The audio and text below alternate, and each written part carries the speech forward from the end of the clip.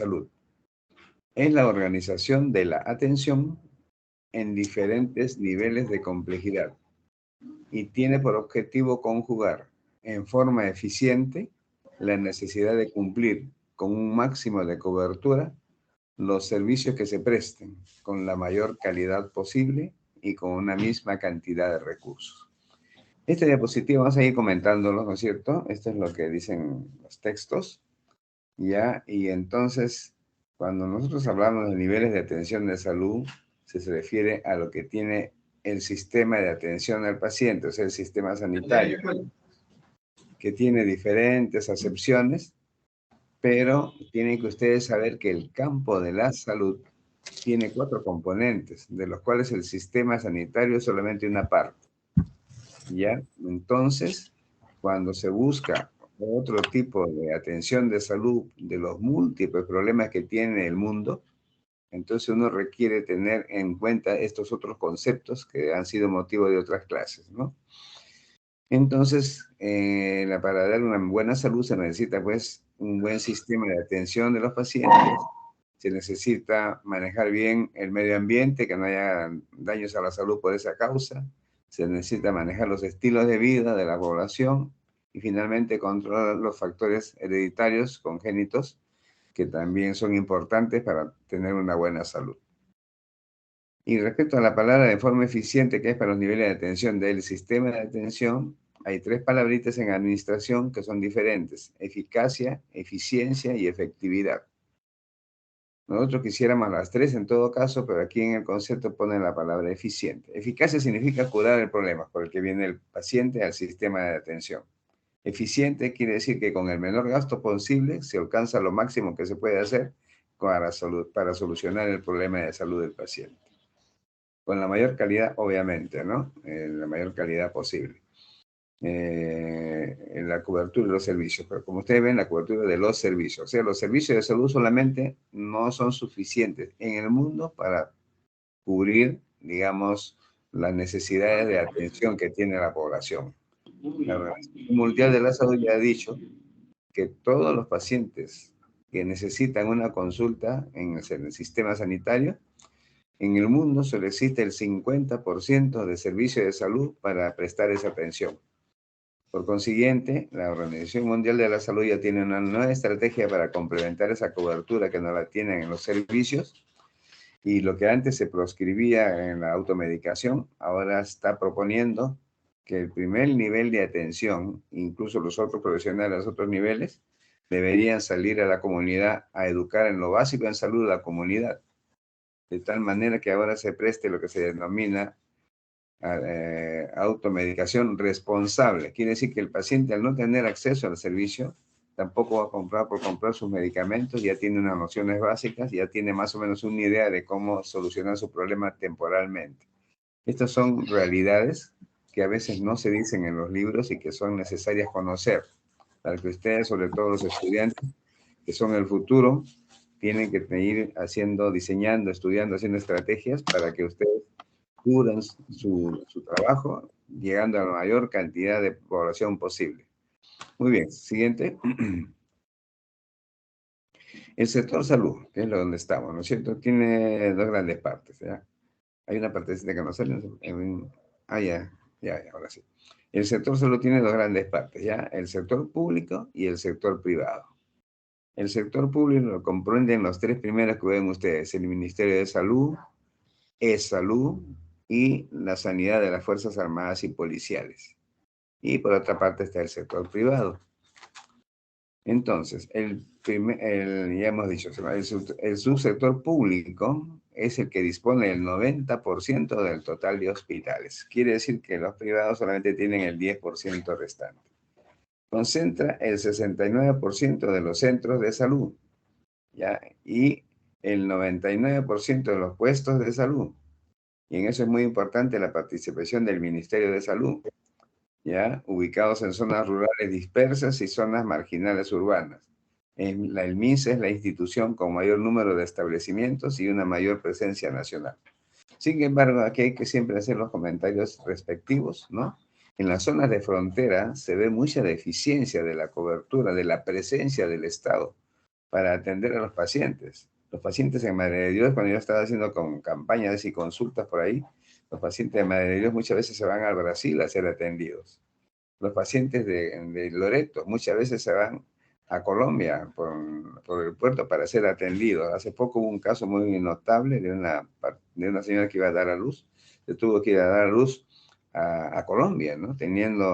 Y era habitante de una isla cercana ahí en la provincia de Mariscal Castilla, y le dijeron que para dar a luz el único centro adecuado era Loreto, Iquitos, y que un viaje en lancha desde la isla donde estaba hasta Iquitos era 12 horas, entonces no llegaba la señora a dar a luz ¿no? en nuestro país. Esas cositas tenemos que manejarlas. También en los bolsones de pobreza existe una presencia insuficiente, vamos a decir así, del Estado, sobre todo en aquellos poblados que tienen su población es por encima de los 1.400 metros sobre el nivel del mar, ¿no? Todas esas cositas son detalles que hay que irlos apuntando en nuestra mente para ir trabajando en favor de nuestro país, porque nuestro país, como todos los países del mundo, basa su posible futuro desarrollo en tener las personas una buena salud, ya que teniendo una buena salud pueden capacitarse y educarse, y teniendo una buena salud y estando capacitado y educado pueden conseguir lo que todos anhelamos, el trabajo decente. Una vez que ya tenemos un trabajo decente para vivir con calidad de vida, podemos ya preocuparnos de las otras variables, como son la ecología, como son la parte económica y los derechos, para que se logre contribuir efectivamente, ¿no es cierto?, a los objetivos de desarrollo sostenible que persigue la Organización de las Naciones Unidas, cuyo plazo se vencería el 2030, ¿no? Y que tenemos que participar pues siempre con esa mente, no estar solamente pegadito a lo que dice la diapositiva y lo que dice, sino siempre ampliar su espectro de mirar, como se dice, los jóvenes que son el futuro de nosotros, mirar ese ámbito más amplio que significa obtener una buena salud. ¿Seguimos? Sí, perdón. Allá. Este es un esquema más o menos como está acá en Lima, ¿no es cierto? Los institutos especializados, los organismos públicos descentralizados y las direcciones de salud, ¿no es cierto? Las DIRESAS, las direcciones regionales de salud, son una forma descentralizada, que ustedes ya saben, porque nuestro sistema actualmente sigue siendo Sistema Nacional Coordinado y Descentralizado de Salud, donde ya se han transmitido, se han repartido las competencias a las regiones, ¿no es cierto? Ya no es todo centralizado en Lima como era antes. Sin embargo, estos tres niveles tienen que saber, ¿no? Los institutos especializados, tenemos ahí el Instituto Nacional de Enfermedades Neoplásicas, el del Niño, Ambiental, Rehabilitación, el Instituto de Ciencias Neurológicas, el Instituto Nacional de Oftalmología, el INO, ¿no es cierto?, etcétera. Y en los organismos públicos descentralizados tenemos el Instituto Nacional de Salud, que estaba frente al Hospital Rebagliati, ¿no es cierto?, en Jesús María, y tenemos el Sistema Integral de Salud, el SIS, entre los más notables, ¿no? Y las DIRESAS acá en Lima, bueno, el Callao, Lima Sur, Lima Norte, Lima Este, Lima Ciudad. Igual se repite pues en cada región, ¿no es cierto? La región La Libertad, la región Piura, etcétera, tienen sus organismos descentralizados también. Por ejemplo, en Trujillo hace poco tuvimos la oportunidad de inaugurar el Instituto Regional de Enfermedades Neoplásicas en la ciudad de Trujillo, que viene a ser en la forma descentralizada del INEN, que es acá en Lima, ¿no es cierto? Como un instituto especializado. Muy bien, la siguiente, por favor. Y cómo se estructura más o menos repitiendo para que tengan una idea más clara, no se vayan a confundir, ¿no es cierto? El sector público, MINSA, Salud, Fuerzas Armadas, la Policía. El Ministerio del Sector de Bajos Recursos, cobertura nacional. En salud, los trabajadores del sector formal, principales ciudades. Las Fuerzas Armadas, personal institucional y familiares directos. El personal institucional, la policía y familiares directos. Aquí también siempre haciendo atingencias, ¿no es cierto? El SIS cubre sobre todo a través del Ministerio de Salud el sector de bajos recursos, pero el Ministerio es el ente rector para toda la población peruana, por si acaso. ¿Ya? Salud cubre, perdón, a los trabajadores, ¿no es cierto?, que cotizan a salud, como también podrían cotizar a unos seguros privados que están en el siguiente rubro, ¿no es cierto? Salud más o menos cubre el 25% a 30% aproximadamente de la población nacional, más o menos, ¿no? Un cuarto de la población a 30% por ahí. No hay un dato exacto, ¿no? Pero es más o menos eso. Las Fuerzas Armadas, ya ustedes saben, ¿no? El Ejército, Marina, Aviación y la Policía, la sanidad de las Fuerzas Policiales, pues, ¿no? que ya se unió hace mucho tiempo. Antes era pues la Policía Nacional, la Policía de Investigación, eso ya se ha unido en uno solo, ahora es la Policía Nacional, ¿no es cierto? Y el sector privado, ¿no? Tiene tres partes, ¿no? Los consultorios privados, las clínicas privadas y los seguros privados, como les mencionaba, ¿no es cierto? El pago es directo de pacientes y familias concentrado en grandes ciudades. Obviamente, ¿no? Como el sector privado es un ámbito donde los fines de lucro sí están presentes, las ciudades pequeñas generalmente no tienen los recursos necesarios, ¿no? Pero no, siempre hay una ley que cubre cualquier emergencia de los pacientes, ¿no es cierto? Que es las emergencias, ¿no? Que estando una paciente en una situación de emergencia, debe ser atendido en cualquier institución del sector salud.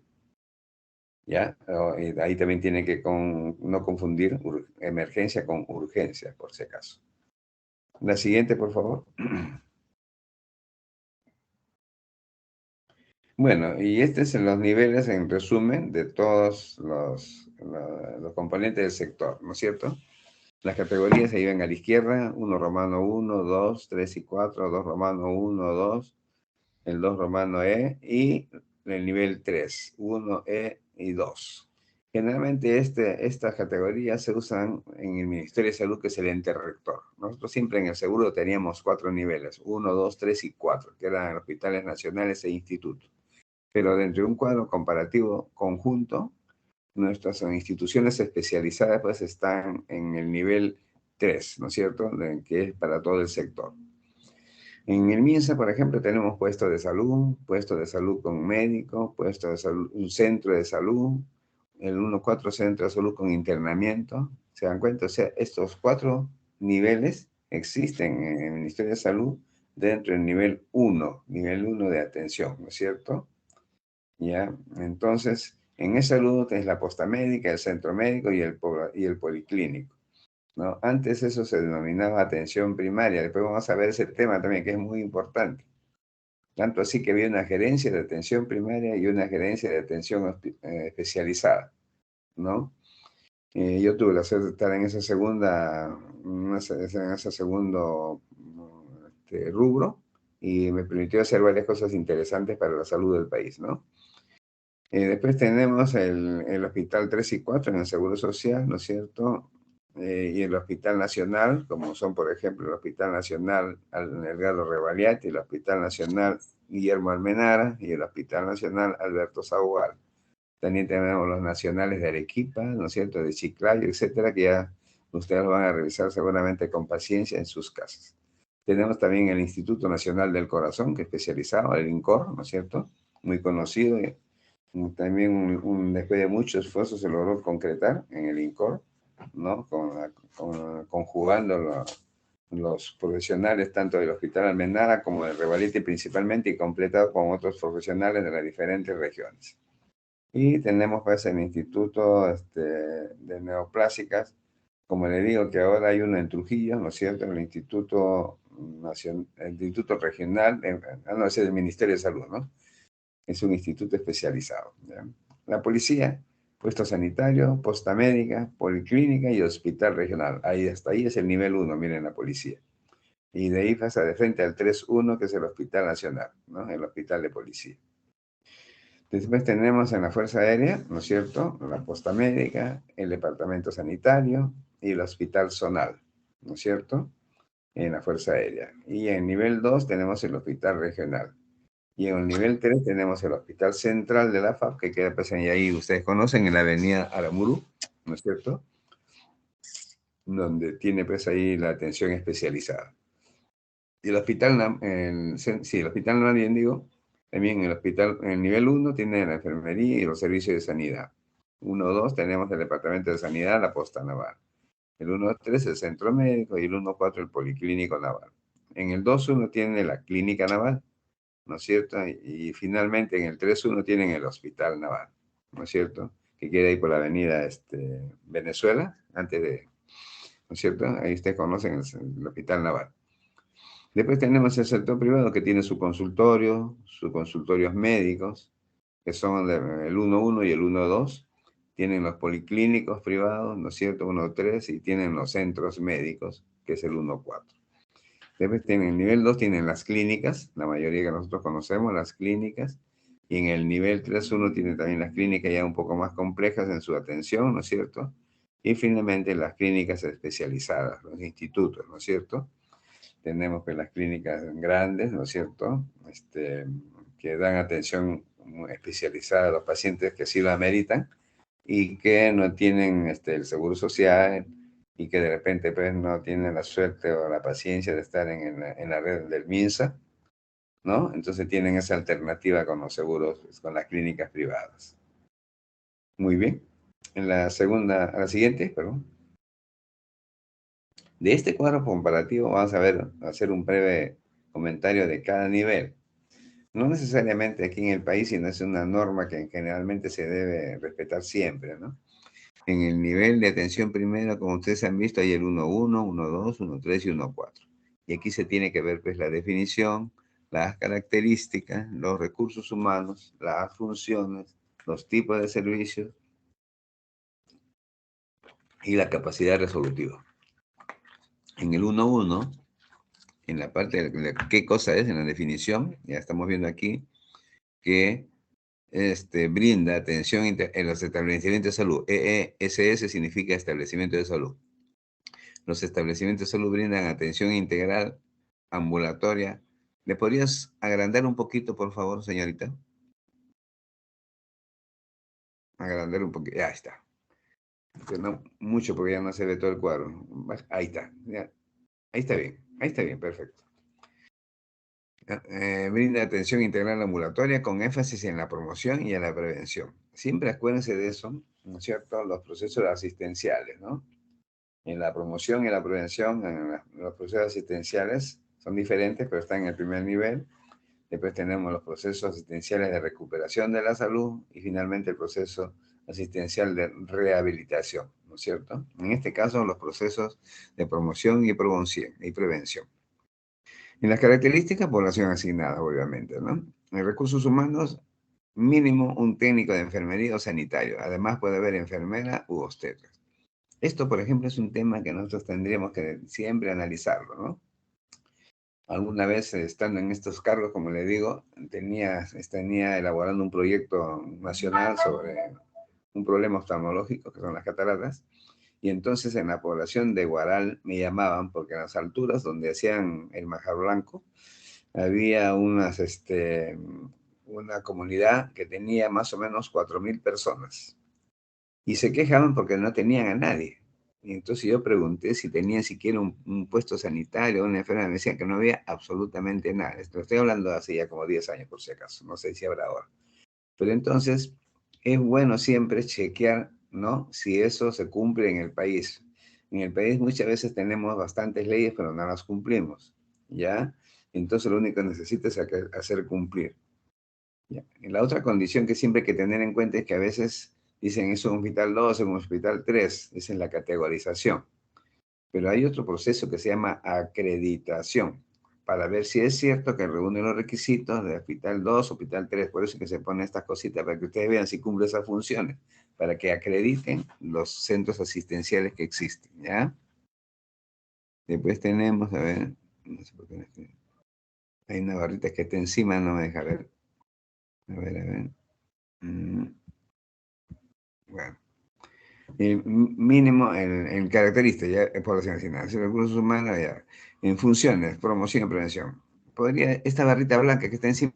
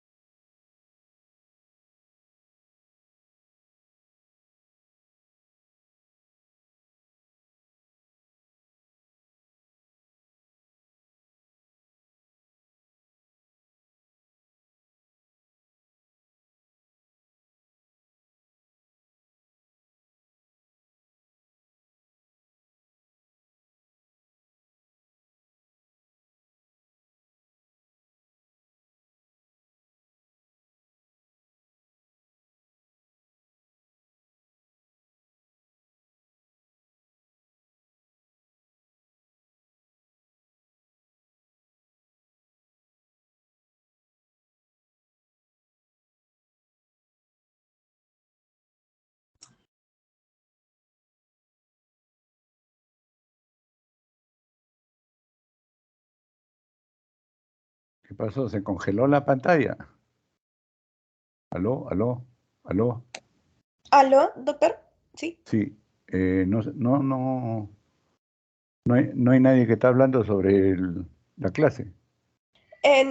Estoy llamando al doctor Bernoulli y al parecer tuvo algún inconveniente. Así es. Se ha colgado. Pero se ve la...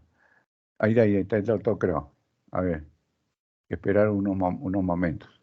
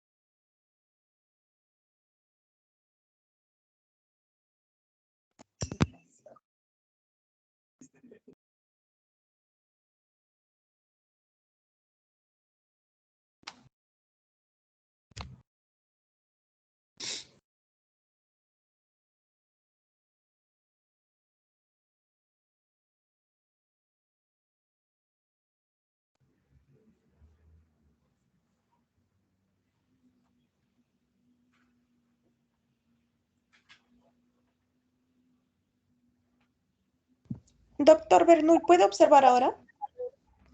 Sigue la barrita blanca. Antes, ahí está, ahora sí salió. Antes yo daba un enter como ahorita salía. Ahora está saliendo, perfecto. Muchas gracias. Muchas gracias. Entonces, en el nivel 3 nos quedamos, además del anterior, laboratorio perfecto. Y en la capacidad resolutiva, atención integral a la demanda según datos trazadores. Atenciones integrales, programáticas según etapas de vida, ¿no es cierto? Por años de edad, ¿no es cierto? Son las mismas que las anteriores. Y finalmente el 1.4 tenemos en la definición que es una atención ambulatoria con internamiento de corta estancia, principalmente materno-perinatal.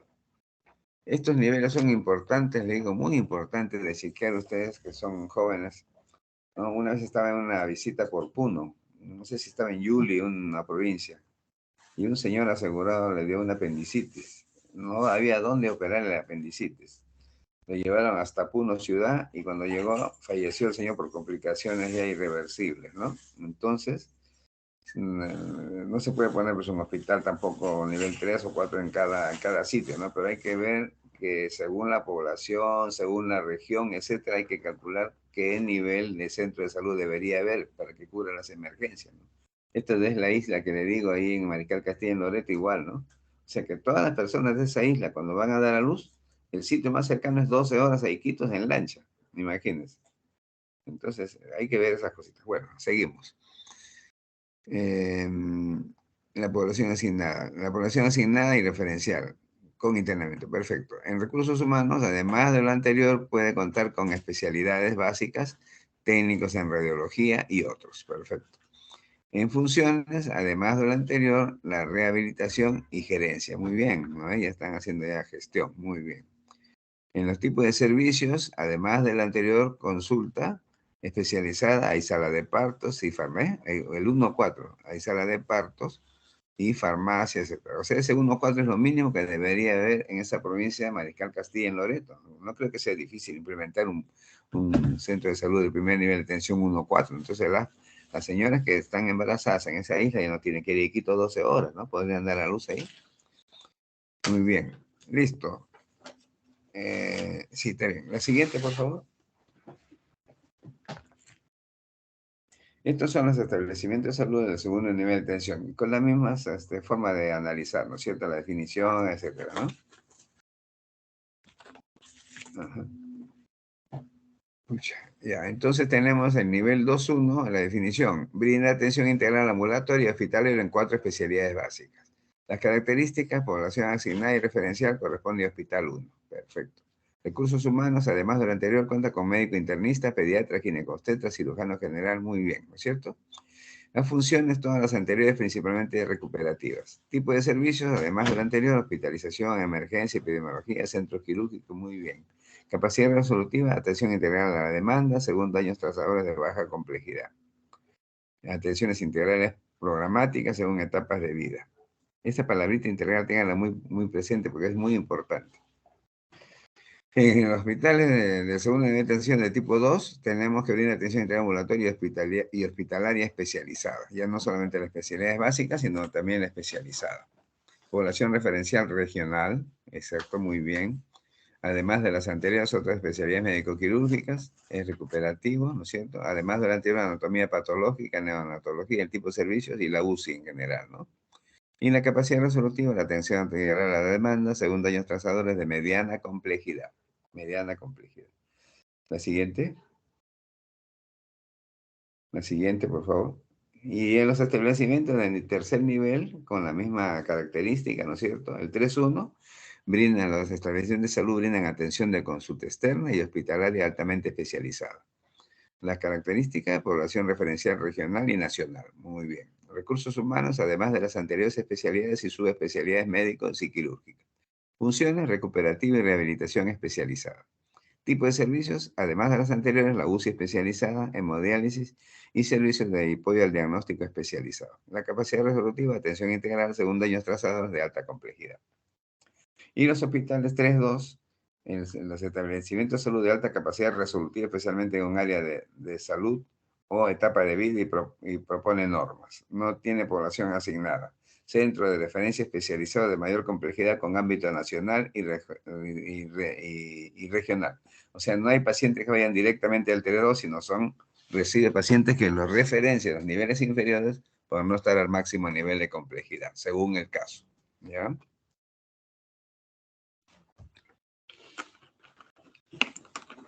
En los recursos humanos son los recursos altamente especializados, capacitados según su área especializada. En las funciones, ya tienen, además de la atención de salud, tiene la investigación, la docencia, la normatividad y la parte prestacional, que es la atención, ¿cierto?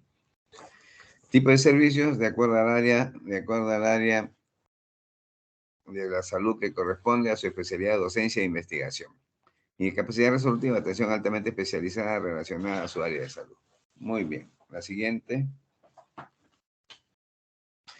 Ahí viene lo que le decía, ¿no? Esto le sacaba especialmente para ustedes. Es lo mismo la atención primaria de salud y el primer nivel de atención de salud, porque es un permanente batallar. Hasta en Europa lo he visto, ¿no? La atención primaria de salud y se refiere a las postas, todo eso, ¿no es cierto?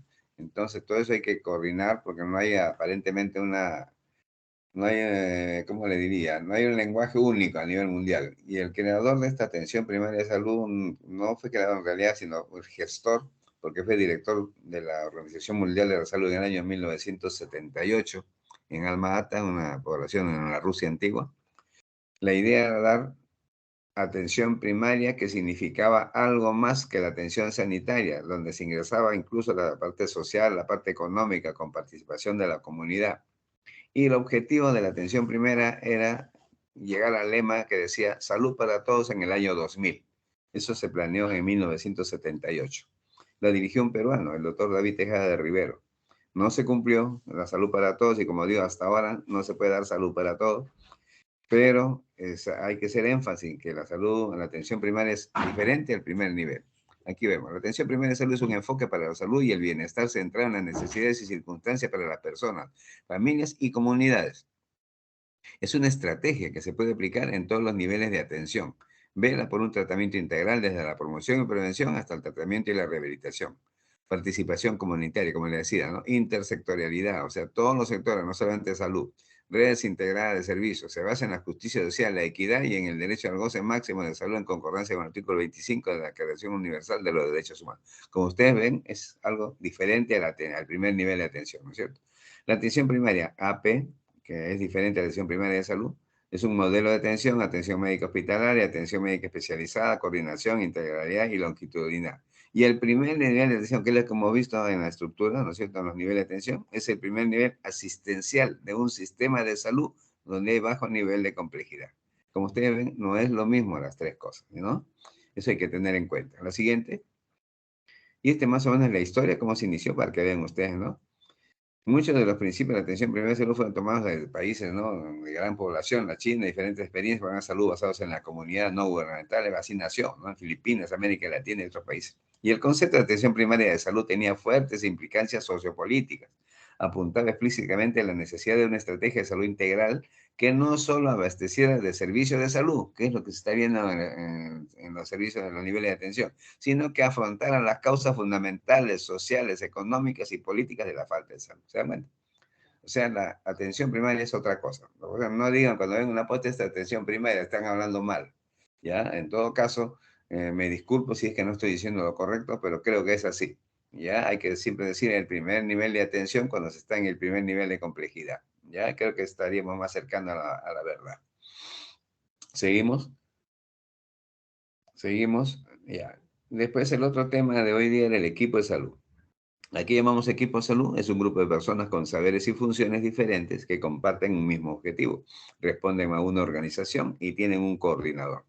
Este grupo tiene la habilidad de brindar colectivamente con la sumatoria de voluntades, habilidades e intereses de todos sus integrantes un servicio de salud más eficiente y efectivo. Vaya, hablan de efectividad. ¿Seguimos? El equipo es el otro concepto, ¿no? Es una asociación no jerarquizada de personas con diferentes disciplinas profesionales, pero con un objetivo común, que es el de proveer en cualquier ámbito de los pacientes y familias la atención más integral de salud posible. En esto quiero también detenerme un ratito. Cuando se juntan varias personas, ¿no?, médicos, enfermeras, X, para hacer un trabajo en conjunto y no hay vasos comunicantes entre ellos, no se potencian entre ellos, no hay buena comunicación entre ellos, ¿no es cierto? No se aprovechan las fortalezas, no se disminuyen las debilidades, etcétera. Eso solamente es un grupo de salud. Solamente ese equipo cuando se potencian entre ellos, ¿ya? Entonces, matemáticamente yo lo graficaba siempre. 2 más 2 en un grupo de salud con test, igual 4 acciones. 2 más 2 en un equipo de salud, 2 más 2 sale 6. No solamente el 4, sino como se potencia, se gana más. Usted lo ven en el fútbol. 3 estrellas en el equipo de fútbol Paris Saint-Germain, que no se comunican por celos, por lo que sea, disminuye la producción del equipo de fútbol. Pero ¿qué pasa cuando se comienzan a conversar y ven que el equipo está en riesgo y puede perder su trabajo porque hay financiadores que también dependen de eso? Se comunica, entonces esos mismos tres que antes no rendían, ahora esos tres hacen maravillas, porque ya trabajan como equipo, ya no como grupo. Entonces, el equipo es diferente del grupo.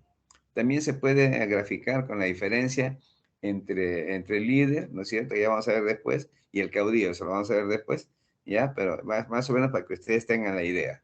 Entonces, el equipo de salud es un conjunto de personas de diferente naturaleza, pero no hay jerarquía por el nivel de la profesión, etcétera, sino es cuestión de trabajar juntos para un objetivo común. ¿Seguimos? Y los estudiantes, que son ustedes, en la que yo creo mucho en los estudiantes, porque son la juventud, el futuro del país, es la verdadera herramienta de la permanencia de la vida en el mundo, ¿no es cierto? En la juventud estudiosa. Entonces, tienen sus roles también que cumplir con la escuela de medicina, tienen su rol en el equipo de trabajo, tienen su rol en la comunidad y tienen su rol en el sistema de salud. Los requisitos para las actividades en casa son actividades remotas, como estamos ahora básicamente la educación a distancia, ¿no es cierto?, que ya hemos visto debido a esta pandemia. También tienen que estar alineadas a las necesidades y con un valor educativo formativo. ¿Seguimos? ¿Seguimos? Y esto es lo que le decía sobre el liderazgo, ¿no es cierto? Que más o menos va llegando a la última parte, que es el rol del médico, ¿no es cierto? El médico, por sus capacidades, de estudios que ha tenido, etcétera, etcétera, debería ser el líder natural. Pero en los equipos de salud, el liderazgo por el médico tiene que ganarse ese sitio como líder en base a sus competencias. Ya ustedes saben eso, que tiene la competencia, tiene tres capacidades: la capacidad cognitiva, lo que aprenden en sus clases; la capacidad procedimental, para hacer lo que dice la teoría, ¿no es cierto? Y hoy en día la más importante es la capacidad afectiva. ¿Para qué usan lo que aprendieron y saben hacer en la práctica? Si es para el bien común, como dice filosóficamente Aristóteles, o de repente no es para toda la población mayoritaria y de repente todas esas dos capacidades previas no logran concretarse en una competencia, no es competitivo el ciudadano, el médico en este caso, ¿no es cierto? Entonces, si el médico dentro de un equipo de salud tiene las tres capacidades que lo hace competitivo, él debe ser el líder, pero no por ser médicos, porque no hay jerarquización, ya vieron, sino por sus competencias, ¿ok? Y la administración es diferente, ¿no es cierto? La administración planea y presupuesta, establece agenda, pone límites. En cambio, el líder crea visión, aclara el panorama general, diseña estrategia. En la organización de personal, el administrador provee estructura, perfil de trabajo, establece reglas, etcétera, ¿no es cierto? Controla a las personas. El líder, ¿qué hace? Comunica metas, busca compromisos, construye equipos y coaliciones. A la izquierda, la administración, ¿qué hace? Control y solución de los problemas, desarrolla incentivos, genera soluciones, los bonos, esas cosas. Pero ¿qué es el líder? Inspira y energiza, empodera a subordinados, satisface necesidades. Como se dan cuenta ustedes, no es lo mismo. Es como el jefe y el líder. Había una gráfica, lamentablemente no queda mucho tiempo y no tenía tanto espacio para hacer una clase más grande, pero hay una subidita en un cerrito donde por un lado está el grupo de trabajo que lo dirige el jefe, con su ceño fruncido arriba, esperando a que el equipo suba una máquina pesada entre 4 trabajadores, y a la derecha estaba el líder, donde bajaba de la parte de arriba y se juntaba con los trabajadores para ayudar a empujar el objeto pesado hacia arriba y llegaba bien, contribuyendo a eso. Entonces es la diferencia entre el jefe y el líder, ¿no es cierto? El líder busca el camino correcto, no obliga a las personas a que lo sigan, la gente lo sigue por convicción porque sabe que está haciendo lo correcto, ¿ya? En cambio, en el caudillo no, el caudillo no elige necesariamente lo más adecuado y de alguna manera somete a los que lo ayudan, ¿no? Y no les brinda algunas compensaciones si es que no le ayudan como él quisiera, ¿no? Eso no es lo mismo, ¿no? Hay que diferenciar eso, ¿no? ¿Seguimos? Bueno, ahí están las referencias, jóvenes. Como le digo, es cortito el tiempo. Lamentablemente tengo que dirigir un seminario dentro de un rato en el curso de ética. Les pido disculpas, ¿no? Pero, como le digo, estoy a su disposición en cualquier momento y les puedo ayudar en algún tema que les preocupe, haciéndole extensiones, unas charlas, si quieren, en las horas de práctica, que yo no tengo un día específico, yo siempre los cito a los señores alumnos a sus prácticas en los momentos que sea necesario, una semana, poniéndonos de acuerdo en sus horarios con mis horarios, ¿no? Y los ayudo en lo que se pueda en cualquier momento del día, ¿ya? Muchas gracias, doctor Albites, muchas gracias, señores profesores, muchas gracias, señores alumnos. Si hay alguna aclaración, por favor, dígamela.